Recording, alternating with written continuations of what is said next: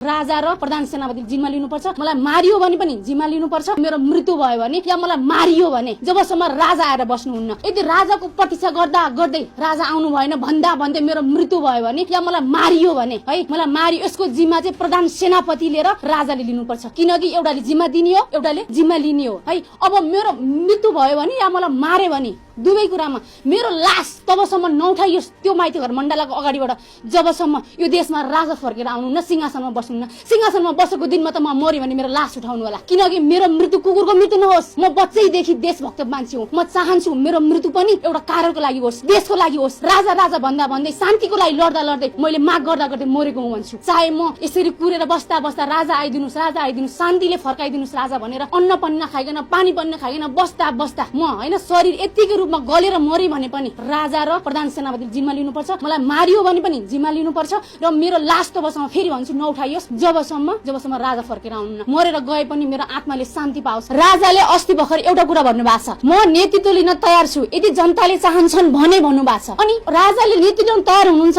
जनताले माग्दै हुन्थ्यो, जनताले आह्वान गरे हुन्थ्यो भन्ने सोचिरहनु भएको छ भने राजा आइदिनुस्, हामी हजुरलाई चाहन्छौँ भन्नको लागि अब हामी आउनु परेन, हामी रोडमा आउनु परेन। घरमा बसेर देख्नुहुन्छ त राजाले, रोडमा त आउनु पर्यो नि। रोडमा आउने भनेको शक्ति देखाउन आउने होइन, अनि कुनै चिज तोडफोड गर्न आउने होइन, मान्छे मार्न आउने होइन, हतियार लिएर आउने होइन, बन्दुक लिएर आउने होइन। हामी शक्ति देखाउन आउँदैनौँ, हामी संख्या देखाउन आउँछौँ। संख्या भनेको कतिले चाहन्छन् त राजालाई, कतिले चाहन्छन् त राजाले पनि हेर्नु पर्यो नि त कतिले चाहन्छन् भनेर। जबकि उहाँले भन्नुभएको छ यदि जनताले चाहन्छन् भने म आउँछु भनेर। हामी चाहन्छौँ, हामी रोडमा छौँ, आउनुहोस् हेर्नुहोस्, हामी चाहन्छौँ हजुरलाई, यो समय हाम्रो, यो माग हाम्रो हो, त्यसको लागि हामी रोडमा आउँछौँ। हामी जेनजीहरूलाई राजा चाहिएको पनि होइन, हामी जेनजीहरूलाई राजा नचाहिएको पनि होइन, हामीलाई हाम्रो भविष्य चाहिएको हो। यदि राजा सहित हाम्रो भविष्य बन्छ भने हामीलाई राजा ल्याउन कुनै आपत्ति छैन।